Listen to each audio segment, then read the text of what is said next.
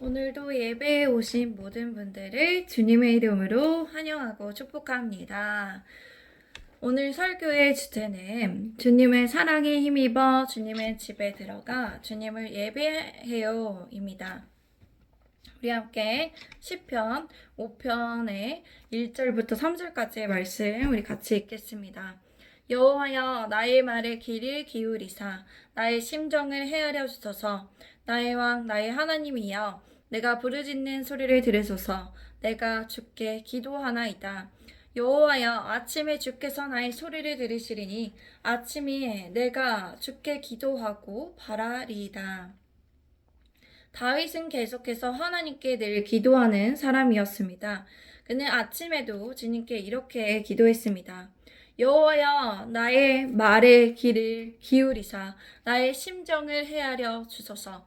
그는 하나님께서 자신의 말을 귀 기울여 들어주시기를 바랬습니다. 그리고 자신의 마음속을 헤아려 주시고 그는 그 자신을 이해받기를 원했습니다. 우리는 이 기도를 통해서 생각해 볼 수 있습니다. 우리는 누군가 자신의 말에 귀 기울여 들어 주기를 바라고 또 자신의 말을 헤아려 주고 공감해 주기를 바랍니다. 그런 사람을 우리가 사랑하고 친한 사람이기를 바라죠. 그런데 다윗은 그 누구도 아닌 하나님께 이렇게 간구하며 기도하고 있습니다. 저도 한때는 그 누군가가 늘 내 이야기를 들어주고 또 공감받고 이해받기를 원했습니다. 저도 그렇게 하는 것이 좋았습니다. 그러나 사람에게는 늘 한계가 있고 늘 각자의 사정과 환경이 있기에 나이가 들면서 또 어떤 한 사람의 이야기를 다 들어주고 공감해 준다는 것에 있어서 어려울 때가 있음을 맞닥뜨리게 되었어요. 모든 사람이 다 그렇게 바라기만 한다면 공급과 수요의 원칙에 의해서 누군가는 감정의 쓰레기통이 되기도 합니다. 사람은 한계가 있고 제한적이기 때문에 그렇죠. 그래서 우리는 늘 신적인 존재를 갈망할 수밖에 없고 우리의 이야기를 들어주고 공감해줄 어떤 존재를 원할 수밖에 없습니다. 그런 대상은 오직 우리 주 하나님 밖에 없으시다는 것이죠. 다른 신이 아닌 유일한 신인 하나님밖에 없습니다. 그렇게 우리를 창조하셨고 우리를 그렇게 부르셨어요. 하나님께만 붙들고 그렇게 하나님께만 기도를 올려드리며 하나님만을 전적으로 의지하기를 바랬던 것이죠. 그렇게 인간적으로 이웃을 사랑하기에 있어서 그렇게 하는 과정이 필요하지만 궁극적으로 우리의 모든 문제와 어떠한 이제 상담을 해줘야 될 카운셀러는 하나님밖에 없다는 것을 우리가 알기를 하나님께서 원하셨죠. 그렇게 다윗은 이렇게 만난 하나님을 증거하고 있습니다. 저 또한 제가 만난 하나님을 증거하면서 그렇게 살아가고 있습니다. 매일 우리가 예배하며 또 경배하며 섬길 대상이 오직 하나님밖에 없습니다. 우리를 사랑하시고 우리를 품어주시고 우리의 이야기를 잘 들어주고 공감해주며 함께 하시는 그 큰 사랑 베푸신 하나님, 우리의 왕이신 하나님을 모두 만나게 되시기를 주님의 이름으로 기도합니다. 아멘. 우리 4절부터 6절까지의 말씀을 보겠습니다. 다윗은 주님께 자신이 겪고 있는 상황 속에서 주님의 성품을 기억하며 기도를 올려드리고 있어요. 그는 주님께서 죄악을 기뻐하시지 않기에 또 악은 주님과 함께 머물지 못하기에 주변의 오만한 자들이 주님의 앞에 나서지 못함에 대해서 말합니다. 그리고 주님께서는 모든 행악자들을 미워하시며 거짓말하는 자들을 멸망시키는 분이심을 그렇게 말하고 있습니다. 그렇게 확신하면서 기도를 올려드리죠. 또한 하나님께서 어떠한 자를 싫어하시는지에 대해서도 구체적으로 얘기합니다. 피 흘리는 자들인 싸움쟁이와 거짓말하는 사기꾼들을 몹시 싫어하심에 대해서 말하고 있습니다. 다윗은 자신의 이렇게 주변에 있는 그런 여러 사람들과 관계에서 자신이 겪고 있는 그 상황과 문제에 대해서 본인의 의로움으로 해결하라는 것이 아니라 하나님께서 판단하시기를 바라며 그는 그렇게 기도를 올려드리고 있습니다. 그런 사람들로 인해서 화가 나고 정말 분노가 차오르더라도 그는 그런 사람들을 직접적으로 판단하거나 복수하지 않고 심판하지 않고 그는 이러한 상황 속에서 하나님께 기도를 올려드리고 있다는 것입니다. 그리고 그런 상황에서 그가 해야 할 일이 무엇인지를 분명하게 말합니다. 7절 말씀 제가 읽겠습니다. 오직 나는 주의 풍성한 사랑을 힘입어 주의 집에 들어가 주를 경외함으로 성전을 향하여 예배하리이다. 그는 주님의 크신 사랑, 은혜에 힘입어 자신도 같은 죄인이지만 자기도 완전히 깨끗하지 못한 그런 사람들과 어떤 부분에 있어서 그런 사람들과 같은 부분이 공통 요소가 있는 죄인이지만 하나님의 은혜의 사랑에 힘입어 주님의 집에 들어간다고 말합니다. 그러니까 그런 마음이 있어서 말로 하고 어떤 사람을 정말 욕보이는 것이 아니라 그런 마음이 있더라도 우리가 그 마음에 있는 죄성이 있다면 자신이 그걸 깨달았다면 하나님께 기도하면서 자신의 죄를 고백해야 한다는 것을 말하는 것입니다.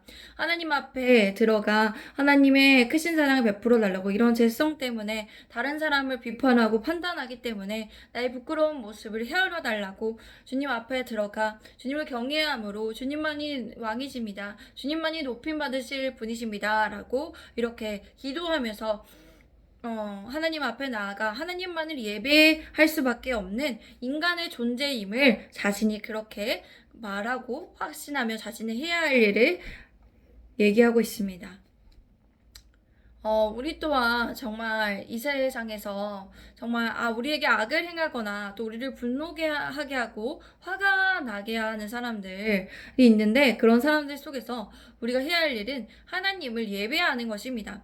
이 땅에 우리의 어떠한 힘과 능력과 지혜로 정말 악을 없애는 것이 아니라 정말 죄가 없어지는 것이 아니라 정말 그렇게 행하실 분은 하나님밖에 없음을 하나님께 맡겨드리며 하나님 예배합니다. 하나님께서 행하여 주시옵소서. 하나님께서 하실 일들을 기다리면서 머무르 있고 그렇게 하나님께 예배를 드리면서 하나님께 하실 날들에 대해서 그렇게 구체적으로 묻고 또 기도하면서 기다리고 하나님께 의탁드리는 것입니다. 그렇게 우리가 하나님의 은혜를 구하면서 하나님을 두려워하고 공경하는 마음으로 그렇게 하나님 앞에 나설 수 있습니다.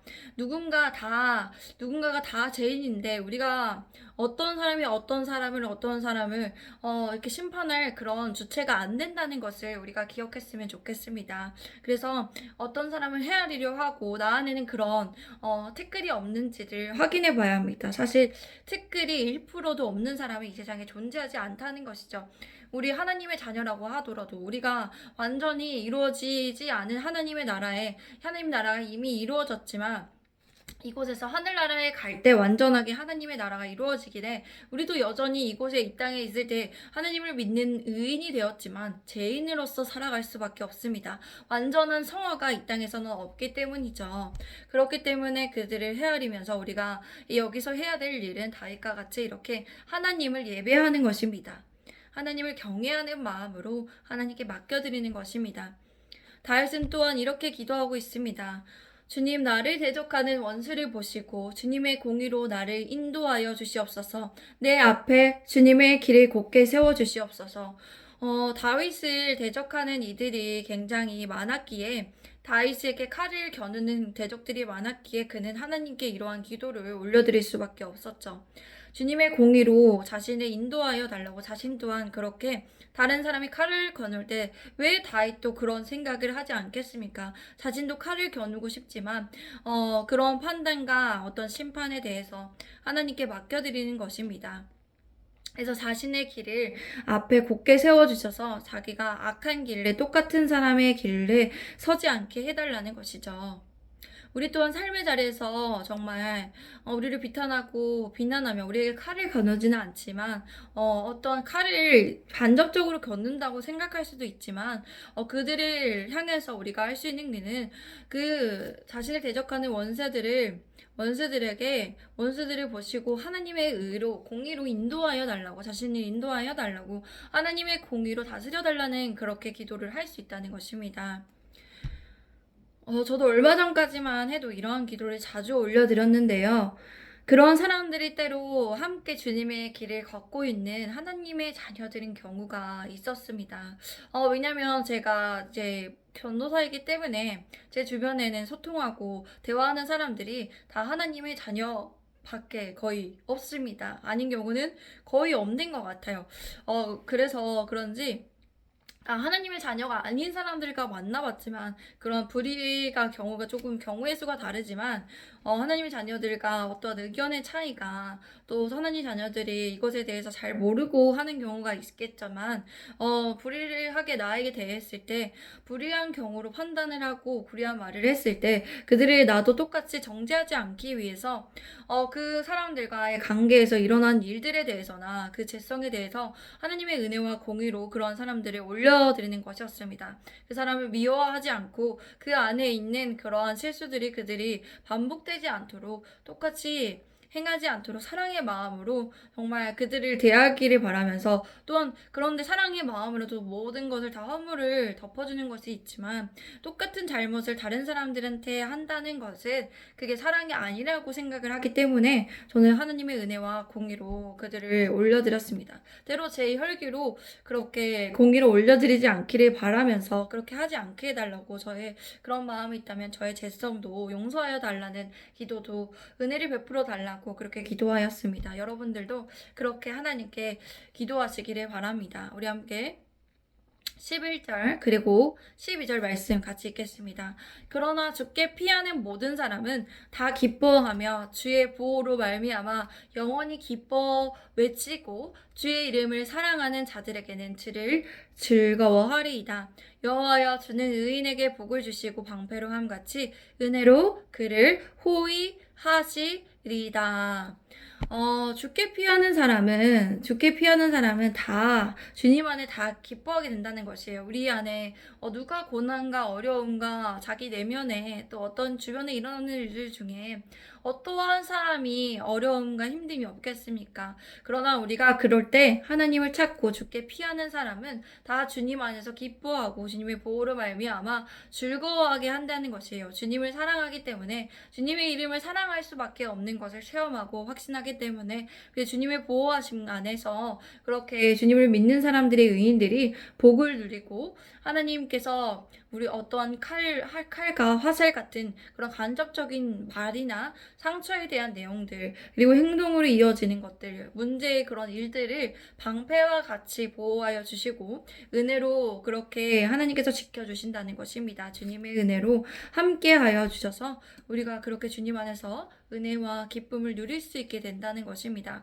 사랑하는 우리 성도 여러분, 이 영상을 보는 성도 여러분들이 늘 하나님께 피하고 하나님께 피함으로 인하여서 피신하는 사람들이 복을 누리시기를 바랍니다. 주님 안에 거하면서 주님의 은혜와 복을 누리시는 여러분들이 되시기를 주님의 이름으로 기도합니다. 우리 함께 이 시간 기도하도록 하겠습니다.